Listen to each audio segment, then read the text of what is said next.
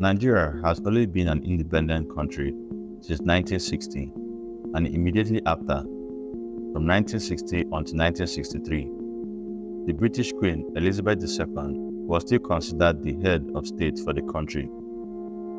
Let's explore Nigeria's presidents from 1960 till date. Welcome to Afriverse's story. Don't forget to smash a like and subscribe to the channel. Stay locked in and enjoy the ride.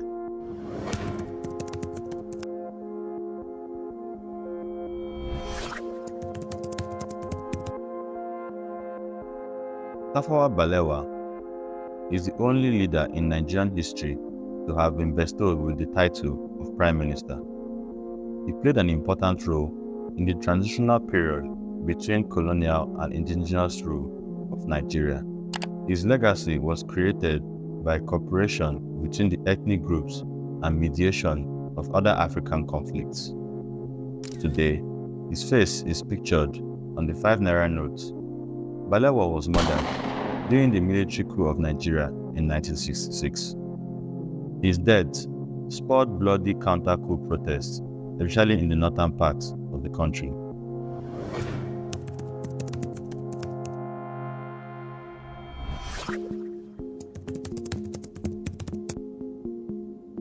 Nnamdi Azikiwe was the first president of Nigeria after the country became a fully independent republic and Nigeria cut ties with Britain almost completely. Azikiwe is well known for promoting modern Nigerian and African nationalism.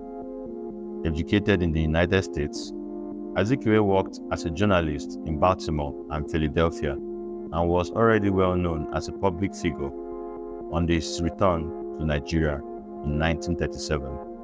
In 1960, he established the University of Nigeria, Nsukka, UNN. Azikiwe held many political positions within Nigeria, including representing the Queen as head of state from 1960 to 1963, but he is best remembered as the first president of Nigeria.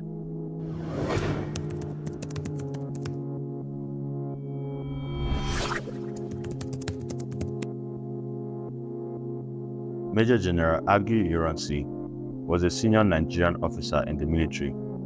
He was brought into power after his offensive against the Major Nzogu Kaduna coup that deposed the Azikiwe's government. The coup led to the killing of the highest-ranking politicians in the north and the west of the country, including Balewa, the first prime minister. His time in office did not last long. He was only in power for 194 days, from January 1966 until June 1966, before being murdered in a counter-coup by unhappy northern members of the Nigerian Armed Forces.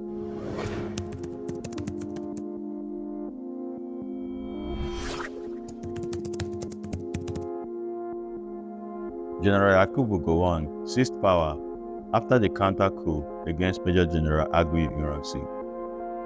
Soon after he grabbed power, Gowon implemented genocidal tactics against the Igbo people in the north, killing more than 50,000. In 1967, after the tensions had reached boiling point, the Nigerian Civil War broke out. This was caused by eastern Nigerians, namely the Igbo people, desiring to secede from Nigeria and form their own country. Over 100,000 soldiers and 1 million civilians were killed in the war, known as the Nigerian Biafra Civil War. Leading the country during the early 1970s oil boom, Gowon endorsed modernization of Nigeria, creating infrastructure such as international airports, stadiums, national art theaters, and a few others that still stand today.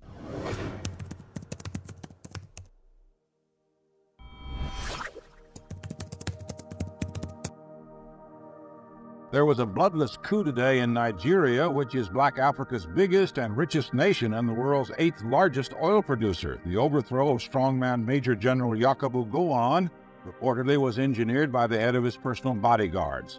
Gowon received word of the coup while at a meeting of the Organization of African Unity in Uganda. He would say only, "There's nothing to worry about." After the Third Army coup led in Nigeria, General Murtala Muhammed was put into power. Murtala removed from power a number of former high-ranking politicians and officials in an effort to differentiate his government from that of Gowon. Many of these fired public servants were trailed for corruption. During his brief stint in office, the Nigerian government took over all broadcasting media, creating a monopoly of communications for the government. As with many Nigerian leaders, Murtala was assassinated. In February 1976, after a failed coup attempt, Murtala Muhammed's vehicle was ambushed on his way to his office and was murdered.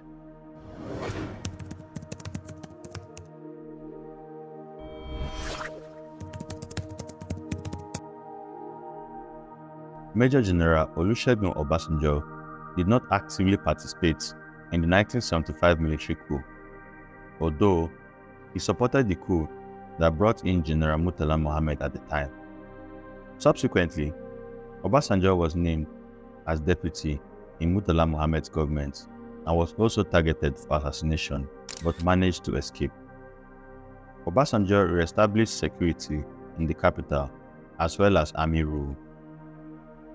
By the time Obasanjo was in power, after Murtala's murder, a program to restore civilian rule to Nigeria has been established, and Obasanjo continued this program, holding general elections in 1979 and helping to create the Nigerian Constitution. On 1st October 1979, Obasanjo peacefully handed over to a civilian ruler, Alhaji Shehu Shagari, marking the first time this happened in African history. Obasanjo was later democratically elected as president, which will be later discussed in this video.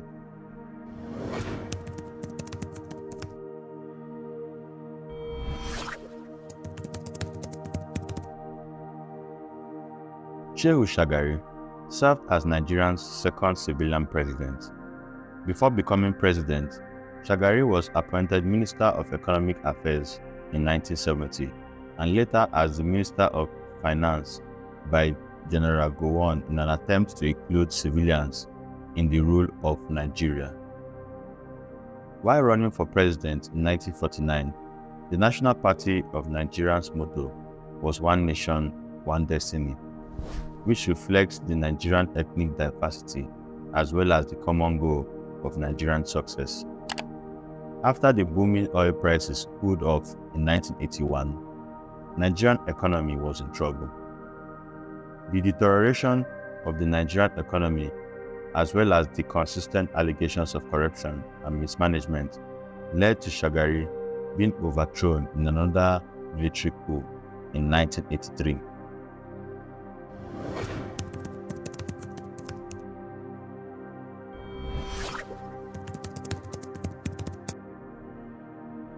After successfully overthrowing the democratically elected government of Shagari, Major General Muhammadu Buhari justified the army's action in 1983 by defining the civilian government as being corrupt and hopeless.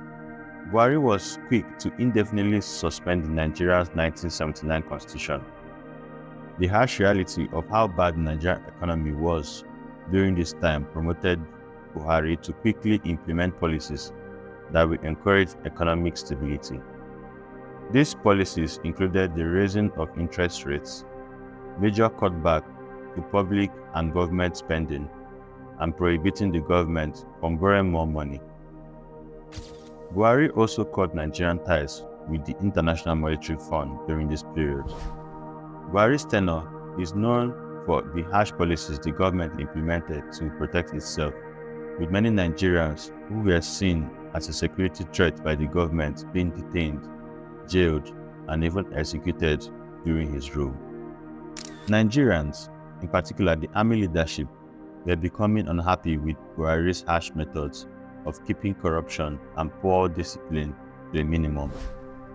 This led to an uncharacteristically bloodless coup, whose leaders promised to end the constant human rights abuses by the previous regime.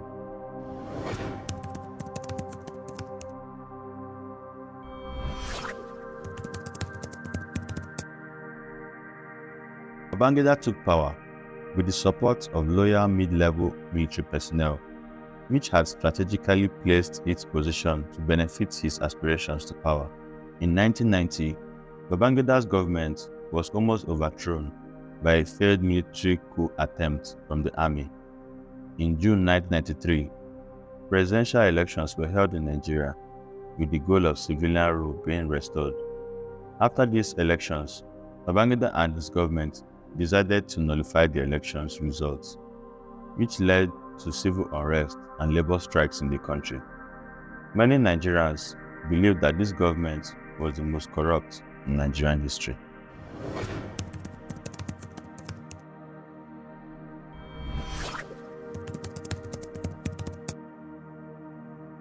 After the civil and economic unrest of 1993, Babangida caved public pressure and appointed Ernest Shonekan as interim president of the country in August 1993.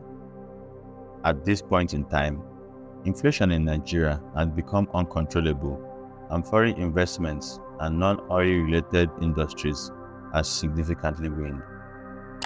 During this brief time as president, Shonekan tried to create a timetable that would lead the Nigerian people back to democratic rule.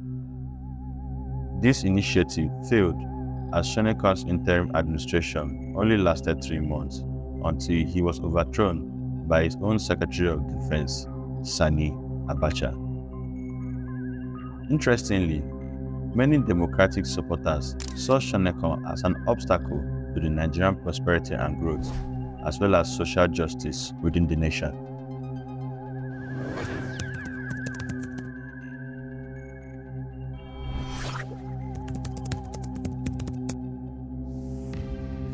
Sequel to the resignation of the former head of the interim national government and commander-in-chief of the armed forces, Chief Ernest Shonekan, and my subsequent appointment as head of state and commander-in-chief, I have had extensive consultations within the armed forces hierarchy and other well-meaning Nigerians in a bid to find solutions to the various political, economic, and social problems which have engulfed our beloved country and which have made life most difficult to the ordinary citizens. Shortly after overthrowing President Shonekan, Abacha issued a decree that essentially gave his government absolute power and immunity to prosecution. Abacha was involved in the 1966 counter-coup, the 1983 military coup, as well as the 1985 coup, and he led the 1993 military coup against the interim government. Abacha's military legacy is one of successful coup attempts. His political legacy rests upon his remarkable economic achievements, which seem to overshadow some of the more controversial aspects of his government, such as human rights abuses and corruption. Abacha managed to increase Nigeria's foreign reserves from $494 million in 1993 to $9.6 billion by the mid of 1997. Abacha also reduced the debt of Nigeria from $36 billion in 1993 to $27 billion in 1997. Abacha died mysteriously in 1998, and many Nigerians celebrated his death.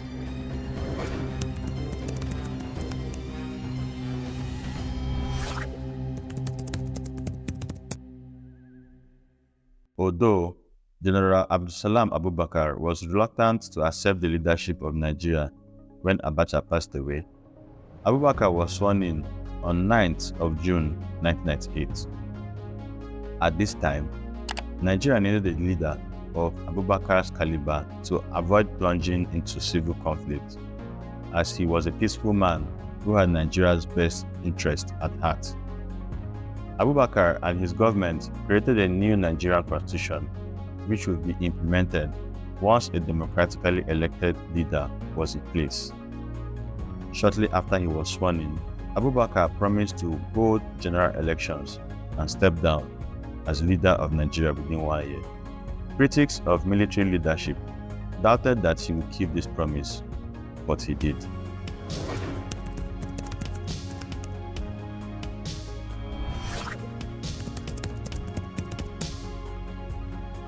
Olusegun Obasanjo had already led Nigeria as a military leader, but his election to office of the president in 1999 marked Nigeria's return to civilian rule.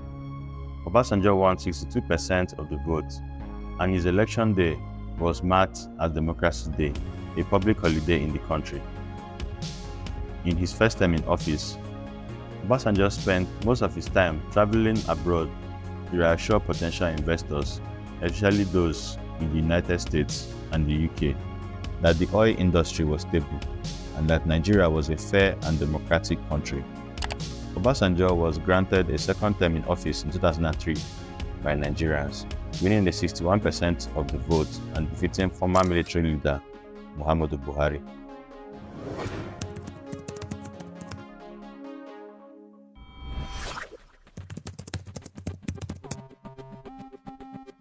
After the controversial elections of 2007, Yar'Adua was declared the winner and assumed the presidential office of Nigeria. Former President Olusegun Obasanjo endorsed his candidacy, and his record showed no sign of corruption or ethnic favoritism. While in office, Yar'Adua fell ill and was unable to uphold his presidential duties, which led him to being absent from public office, and a dangerous situation was arising in Nigeria. His power was transferred to Vice President Goodluck Jonathan, who took over as acting president during this time.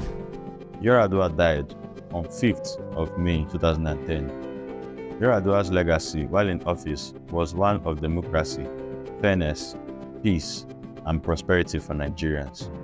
He is arguably regarded by many Nigerians as the best president the country has ever had.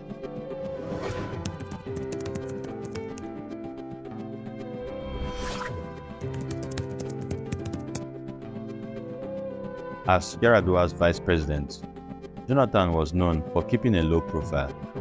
Although, as vice president, he was instrumental in the negotiation with Nigerian militants in the South-South region to achieve stability. After becoming president due to the illness and death of Yar'Adua, Jonathan contested the 2011 Nigerian elections, winning the presidency. Jonathan implemented a major strategy to stabilize the power supply of Nigeria, as blackouts were costing the economy millions, if not billions of dollars. Jonathan was also considered by many as a staunch opposition of Boko Haram, even though his armed forces were not able to defeat the group that still operates today. Jonathan's legacy is one of contrast. He improved the lives of many Nigerians, but at the same time, his government was hopelessly corrupt.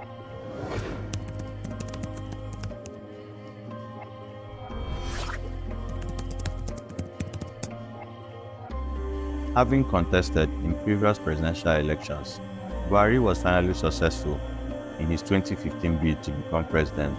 He was sworn in on May 29, 2015. Buhari became the second ex-military leader to become a president of Nigeria. After being elected, Buhari was also known as a strong voice against Boko Haram, urging Nigerians to put aside their differences in order to crush the Islamic insurgency. Despite his aura of incorruptibility, his government was heavily riddled with corrupt practices. His legacy remains one of human rights abuses during his term in power. He was unable to defeat Boko Haram, which had been terrorizing Nigeria for a decade. The economic fortunes of Nigeria dwindled significantly, with banditry and Fulani herdsmen activities becoming significantly pronounced.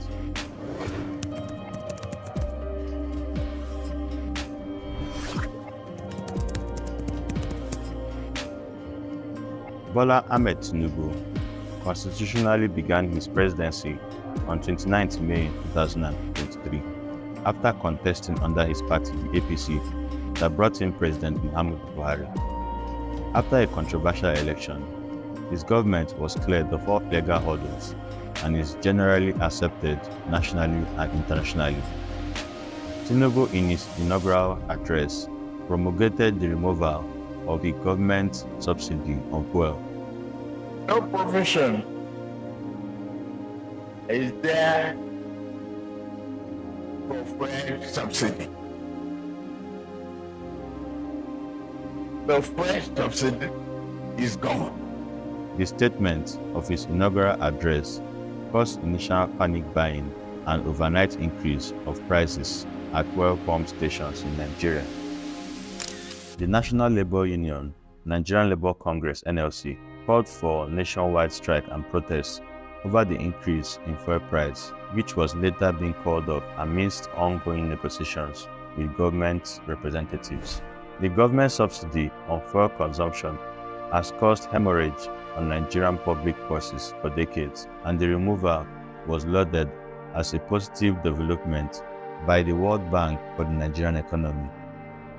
The Minister of Power under his administration, Adebayo Adelabo, implemented the removal of electricity subsidy as stated allegedly in the IMF handbook with the approval of Bola Ahmed Tinubu. This in turn has increased the electricity tariff by 3 times the original cost. The floating of the Naira notes and the Nigerian official currency has added to the economic woes of the Nigerian people. Prices of food have skyrocketed 3 times the original cost. The president said these policies are a necessary step to fix the economy that the previous government weakened. The Nigerian people are yet to see if these policies will eventually help them or end them. If you enjoyed this video, please like and subscribe. It's Nnamdi from Afroverse Story. See you in the next video.